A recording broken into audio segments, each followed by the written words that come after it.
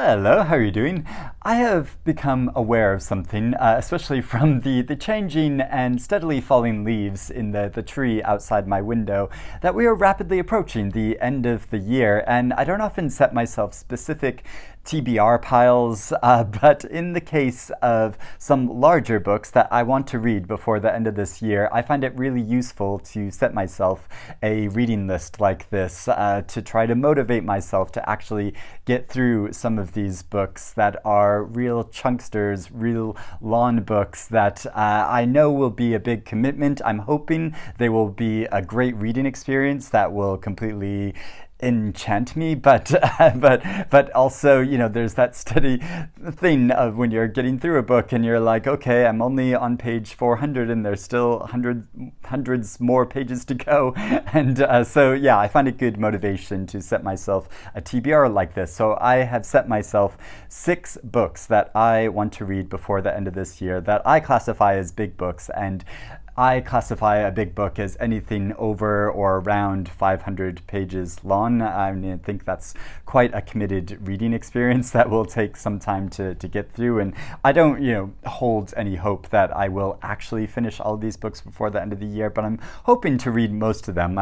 When I set myself a TBR pile like this towards the end of last year, I did get through half of them, I think. So yeah, I'm going to launch in and start talking about them, but I'd love to know if you've read any of these books and if you agree that you think they're really worth that commitment, or if you're interested in reading them too. I mean, maybe we can read them along together and motivate each other through this experience, or let me know if there are any other really big books that you're hoping to get through before the end of this year. Let me know about that in the comments below and we can have a discussion. So starting off with the first big book I want to read, really want to get to, is Nights of Plague by Orhan Pamuk, the great Turkish writer who won the Nobel Prize for Literature.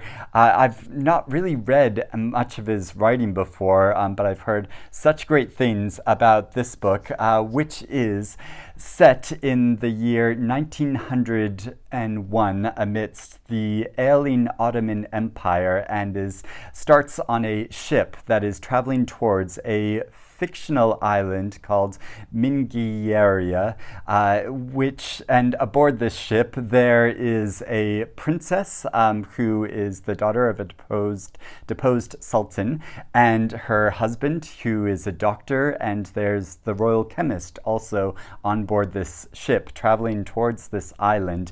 Each of them has their own mission to accomplish when they get there, their secret mission, but not all of them will survive the coming weeks because there's a plague afoot on this island, but then there are also killers about. There are mysterious plots occurring in the background, and everyone has their own secret motivations going on. So yeah, sounds like a really intriguing historical novel that also involves a lot of murder and mystery and intrigue, and is also about failing empires, and so yeah, quite a big epic sweeping story. And like I said, some readers I know rate this really highly and are praising it and talking about it as a great reading experience. So yeah, I'm hoping this is a story that I'll just completely fall into. Next up on my TBR list is a novel a lot of people have been talking about, and that is Babel by R.F. Kuang, which is another epic historical novel, this time much more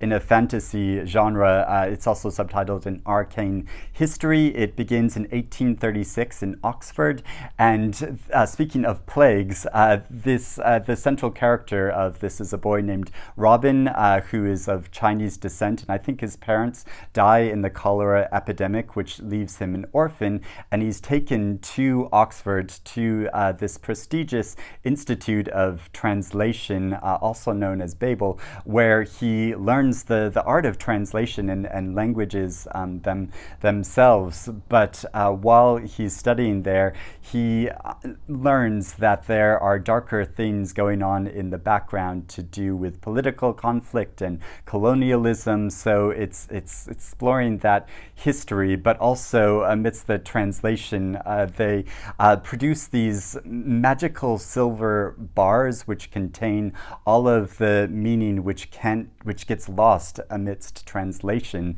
So that's the much more fantasy element of the story, and I'm intrigued to see how that works and what I make of this book, because while there hasn't been completely unanimous praise for this book, I have heard some dissenting opinion. Most people seem to really love it and have been responding really positively to it. So I'm hoping that it's a story and a novel that I'll just get completely lost in. And so I picked up a copy of it recently when it was Independent Bookshop Day here in the UK. So I went to Daunt Books in London to get this copy, and I'm really excited to start it, and especially because I read this book recently called Kingdom of Characters, which is a nonfiction book about the history of the Chinese characters in the past 100 years and how they were adapted and changed to make them more translatable and to open China up to the outside world. So I don't know if that'll give me any interesting insight into this, which is much about the central characters of Chinese descent, and it's sort of about the Chinese language and English language and all of that. So yeah, I'm not sure what sort of extra insight that'll give me, but yeah, I'm hoping that'll give me a unique take. And I read this because it was nominated for the British Academy Book Prize for Global Cultural Understanding, and another book that was shortlisted for that award this year is the Big Mammoth book Ostebol by Marit, Kapla, which is a nonfiction book about a small Swedish village whose population has dwindled down to only 40 people, and the author spent a lot of time with them, interviewing them and understanding how their small community works and functions, and the people who have left that community, and has compiled their voices into this narrative, which spans to almost 800 pages, but isn't as intimidating as it sounds, because if you look at the text, it is quite sparse, and so yeah, I think it'll take a shorter time to get through this book than you would expect by just looking at the pages like that. And a lot of people, I made a whole video about this year's prize, and a number of people commented saying that this book is really extraordinary and fascinating, and so yeah, I'm so keen to get to it and see for myself. I also want to read some more short stories, and a big recent book of short stories that I only managed to just get a copy of recently is Joyce Carol Oates' new collection, Extenuating Circumstances, which is subtitled Stories of Crime and Suspense. So this was published by the Mysterious Press, which is one of Joyce Carol Oates' other publishers, because she publishes so many books, she needs multiple publishers to bring her books out. And this collection is actually a grouping of short stories from the first 30 years of her career, from the 1960s up until the late 90s. And so all of these stories were previously included in other short story collections that she's published, but which some of those collections have been out of print for quite a while. So yeah, this is bringing some of those stories together that do have this dark edge to them, but all of her stories include so much psychological insight. The way she portrays her characters' consciousness and really roots you into their experience is so gripping and wonderful and insightful and dramatic. So I'm expecting there to be a lot of drama in these stories. Hopefully I can read some aloud to my partner, and we can enjoy them that way, because it's great to read short stories aloud. And I think it'll be even better for this season of sort of spooky holiday season to read some of these stories, and so some of them I think I have read before, but I'll be looking forward to revisiting them and then getting to some stories that I'll be reading for the very first time. And so I was able to finally pick up a copy of this recently when I went to Powell's Bookshop when I was on a road trip around the U.S. and went to Portland and to famous Powell's Bookshop, which is so big and extensive that I wasn't able to find this copy at first. And they do this thing where you can ask somebody about where to find a certain book, and they'll come up with this little slip of paper to tell you which section it is in. So yes, this was in the mystery section, and I was able to pick up the only copy of it there. Next is a novel just under 500 pages long, but I think sounds so fascinating, which is The Censor's Notebook by Liliana Corobca. And the story begins like a nonfiction account where the author is having these exchanges and communication with a woman named Amelia, who worked for the censorship bureau under communist Romania, and you find out gradually her story, how she worked to actively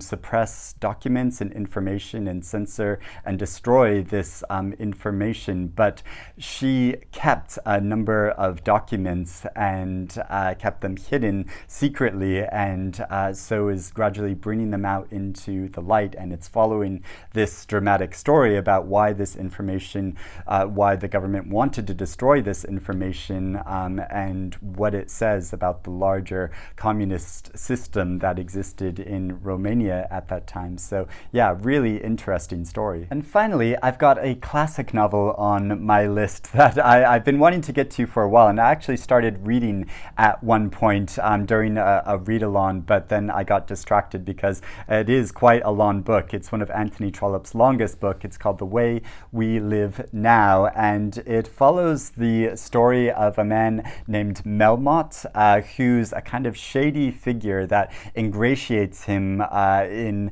the British government and people in power and who have money and influence, including a woman that is an aspiring novelist and has a lot of ambition. It sort of starts with her story and her designs to become a famous author, and it was a really funny account at the very beginning of the book. And so yeah, I'm so curious to read about this story and how Trollope explores in this sort of corruption in government and people that infiltrate themselves with ulterior motives into these systems of power, and looking at that. But his characters are always so entertaining and well-rounded that yeah, I just really enjoy reading about the way he describes their interactions with each other and their dialogue and their positions in society and the larger community. And so yeah, really looking forward to